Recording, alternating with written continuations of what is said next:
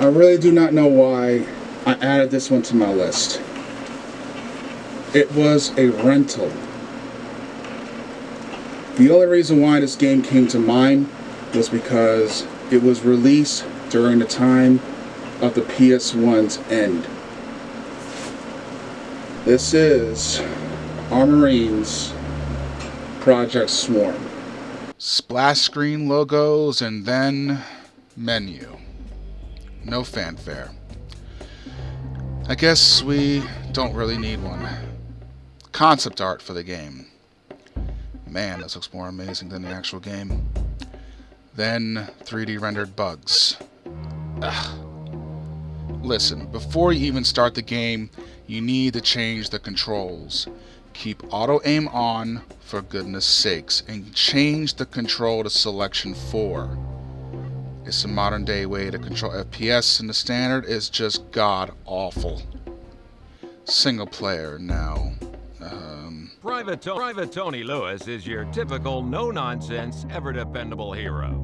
A charismatic leader and seasoned veteran of numerous campaigns. Lewis is tough, cool, and level-headed, rising through the ranks of the Marine Corps to the rank of Master Gunnery Sergeant. Lewis was the first recruit chosen for the elite Armorine Corps. Due to his tendency to use unorthodox methods in order to succeed, Lewis was summarily dismissed. Details surrounding his dismissal are still classified. However, Pick a character, I guess, and now story. humankind developed the technology. Here is the shortened version of the story for you all. It sucks. Moving on. Okay, seriously, before we even delve into this game, the game was developed by Acclaim. Same guys who also published the Turok Dinosaur Hunter games. They developed and published titles in their heyday, but now are completely bankrupt and defunct. If you remember Mortal Kombat, Acclaim was responsible for the console ports of the time as well. Armorines uses the same engine that powers Turok 2, Seeds of Evil, and was also on the Nintendo 64. It was also one of the few games that even demand the use of the expansion pack, much like Donkey Kong 64 or Perfect Dark. The Nintendo 64 version came out first, releasing in November of 1999 in North America. The PlayStation version released in North America a year later in June 2000. Remember I said I rented this during the end of the PS1? Remember, the PlayStation 2 came out in 2001, and it's one of the worst looking first-person shooters on the system. However, Acclaim did not develop the PS1 version. That honor went to Distinctive Developments. I don't know why, but that is such an ironic and hilarious company name to have released this disgusting turd of a game. What else did they make? It would seem that they make terrible freemium sports games for mobile today. How fitting. And what a fitting predicament.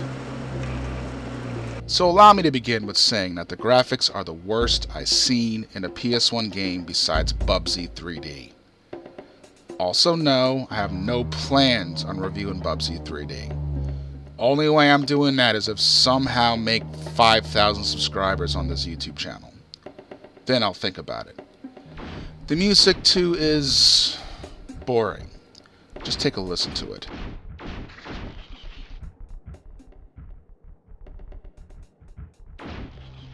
It is generic and soulless. It's as if they just wanted to make a quick game for a quick buck, as the PS1 was nearing its end anyway. Also, seriously, the PS1 in itself has a history of producing the best soundtracks in video game history. When the developers don't care, you'll know it just by listening to the game's soundtrack.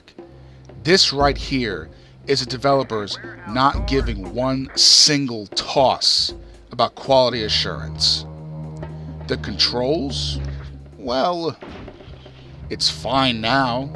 It's set to control style 4, which controls like any modern day FPS on console, but the stiffness is real. The auto aim is practically worthless and aims at a bug when it feels like it. If this game is using the Turok 2 engine and the auto aim is nearly broken, my question is, how did they mess up auto aiming? Better question, how did they mess up the control?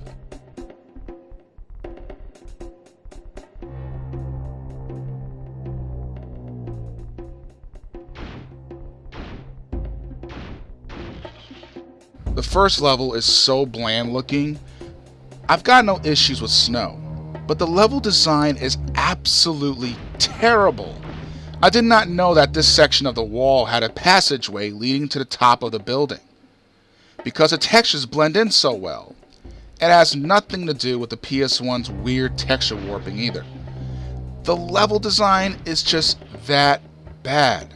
Also, the switches are not distinct enough, and it looks like a lazy attempt to make the level structure less linear.